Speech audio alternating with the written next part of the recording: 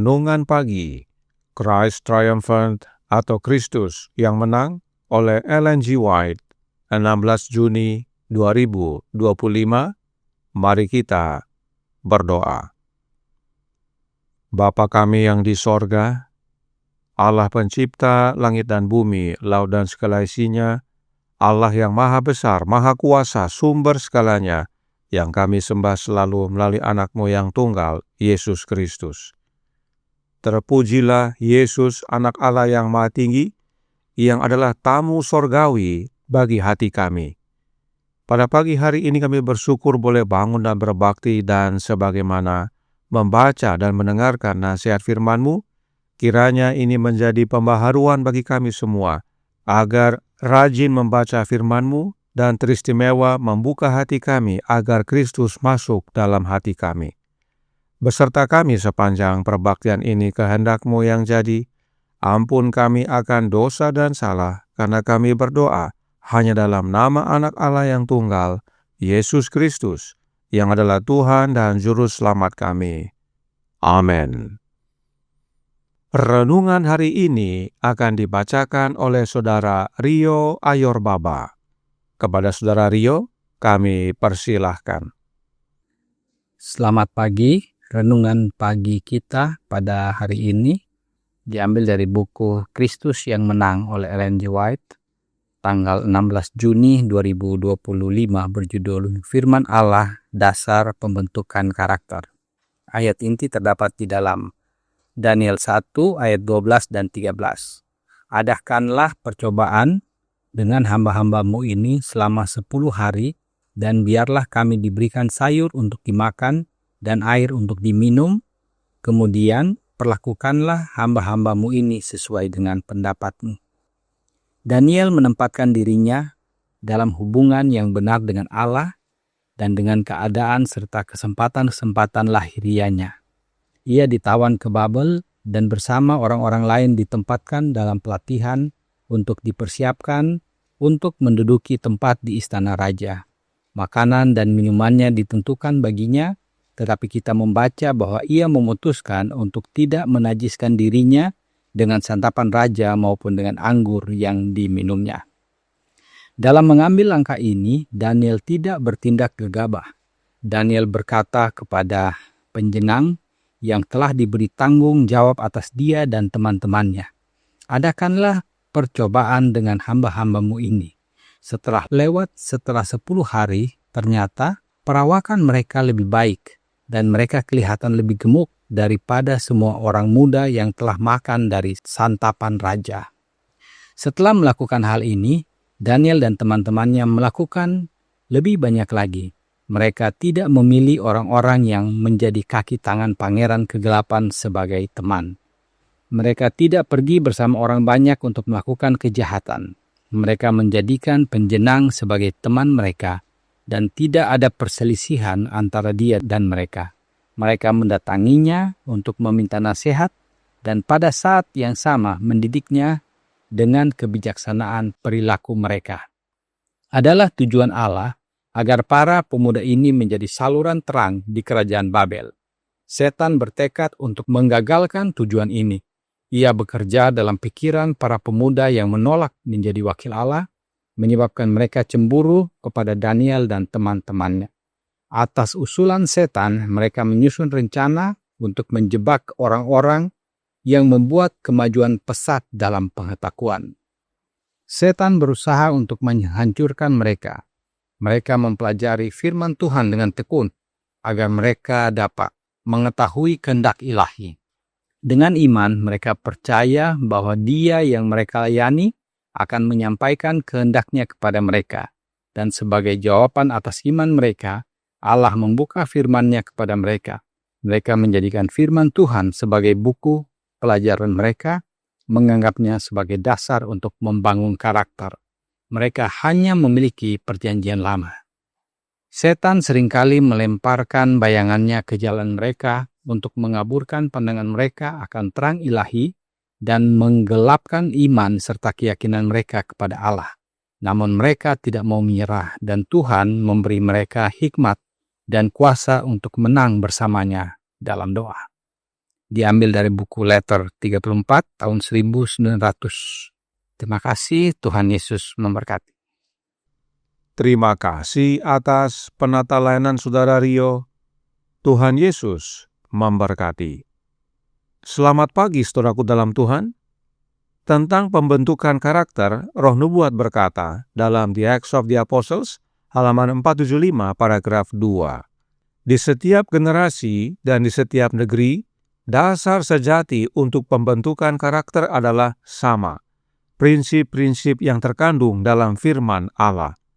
Satu-satunya aturan yang aman dan pasti adalah melakukan apa yang Allah katakan.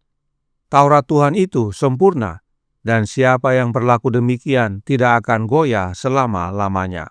Mazmur 19 ayat 8 dan Mazmur 15 ayat 5.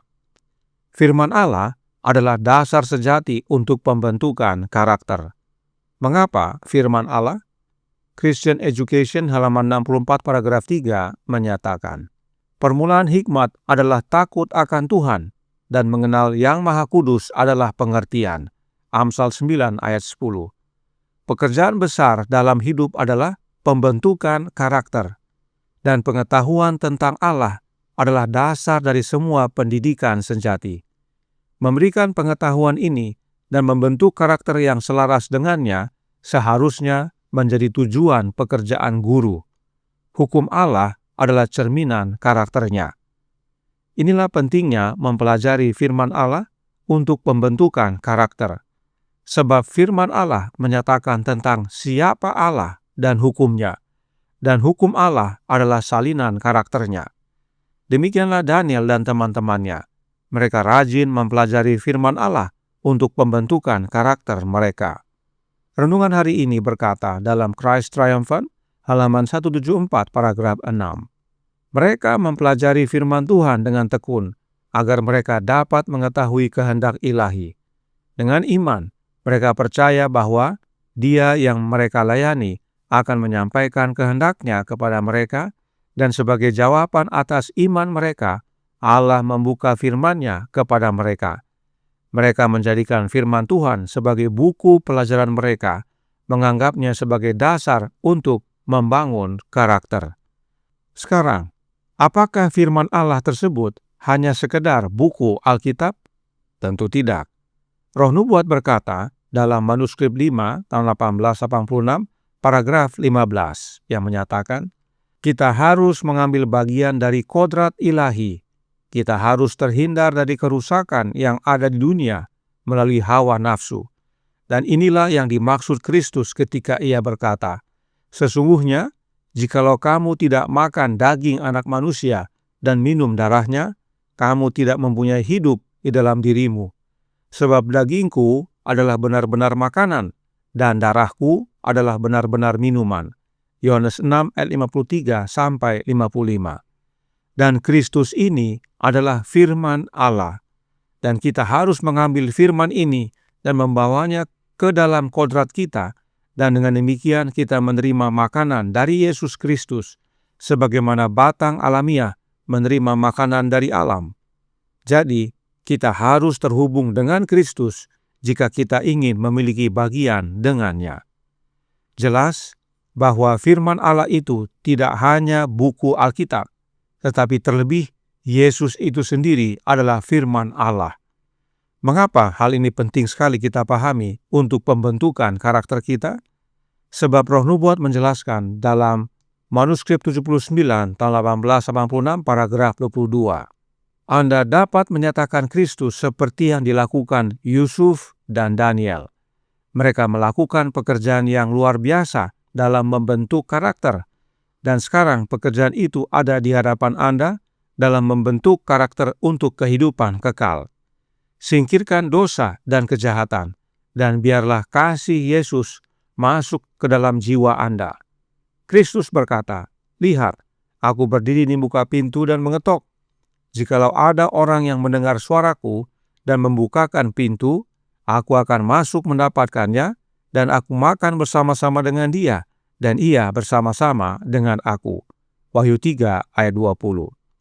Pembentukan karakter berhubungan erat dengan kehadiran Kristus dalam hati kita. Selanjutnya, Anda mendengar langkah-langkahnya di depan pintu, menunggu Anda untuk menanggapi ketukannya. Ia telah mengundang dirinya untuk masuk ke dalam hati Anda. Apakah Anda akan membiarkannya masuk? Ia adalah tamu surgawi, dan Anda tidak dapat menutup pintu terhadapnya tanpa merusak diri Anda sendiri. Semoga hati Anda berdoa dengan sungguh-sungguh agar Kristus akan menguasai jiwa Anda dan Ia akan melakukannya. Karenanya jelas, kita perlu Yesus masuk dalam hati kita agar Yesus dapat mengerjakan pembentukan karakter kita, sebagaimana yang Daniel alami. Itu sebabnya Roh Nubuat menyatakan dalam The Youth Instructor tanggal 16 Mei tahun 1901 paragraf 2. Dalam membangun karakter kita harus membangun di atas Kristus. Dia adalah fondasi yang kokoh, fondasi yang tidak akan pernah goyah. Badai godaan dan pencobaan tidak dapat menggoyahkan bangunan yang terpaku pada batu karang abadi. Inilah pentingnya kita memiliki Kristus sebagai Sang Firman. Kita perlu dibangun di atas Kristus dan kita perlu tinggal di dalam Yesus. Dan pembentukan karakter perlu media. Apakah medianya? The Ministry of Healing halaman 130 paragraf 1 berkata, tubuh adalah satu-satunya media yang melaluinya pikiran dan jiwa dikembangkan untuk membentuk karakter. Oleh karena itu, musuh jiwa mengarahkan godaannya untuk melemahkan dan merendahkan kekuatan fisik. Keberhasilannya di sini berarti penyerahan diri kepada kejahatan dari seluruh keberadaan. Kecenderungan alamiah fisik kita, kecuali di bawah kekuasaan kekuatan yang lebih tinggi, pasti akan mendatangkan kehancuran dan kematian. Inilah sebabnya Daniel berketetapan hati tidak menajiskan dirinya dengan makanan dan minuman raja, agar tubuh, pikiran, dan jiwanya terjaga, dan kuasa Kristus yang bekerja dalam hidupnya dapat mengerjakan pembentukan karakter dengan baik. Jadi, meskipun Yesus mengerjakan pembentukan karakter dalam hati kita, namun kita perlu juga untuk jaga kesehatan tubuh, pikiran, dan jiwa kita. Tentunya oleh arahan Yesus Kristus, sebab di luar Yesus kita tidak dapat berbuat apa-apa. Kiranya ini menjadi pembaharuan dan sukacita bagi kita semua. Tuhan memberkati, saya bawa dalam nama Yesus. Amin. Mari kita berdoa. Bapa kami yang di sorga, Allah pencipta langit dan bumi, laut dan segala isinya, Allah yang maha besar, maha kuasa, sumber segalanya, yang kami sembah selalu melalui anak-Mu yang tunggal, Yesus Kristus. Terima kasih atas nasihat yang penting sekali bagi kami, yaitu membentuk karakter kami. Sebab karakter kami bila mana sempurna, itulah yang melayakkan kami mewarisi kerajaan sorga.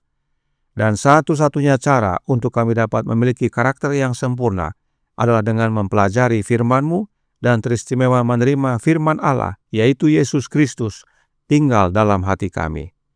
Karenanya tolong kami ya Bapa, karuniakanlah roh anak-Mu dalam hidup ini, sebab hanya dengan menerima roh Kristus dalam hati, itulah wujud firman Allah bekerja dalam hati kami, mengubahkan kami menjadi serupa dengan Dia dalam karakter. Beserta kami sepanjang hari ini kehendak-Mu yang jadi, ampun kami akan dosa dan salah, karena kami berdoa hanya dalam nama anak Allah yang tunggal, Yesus Kristus, yang adalah Tuhan dan Juru Selamat kami. Amin.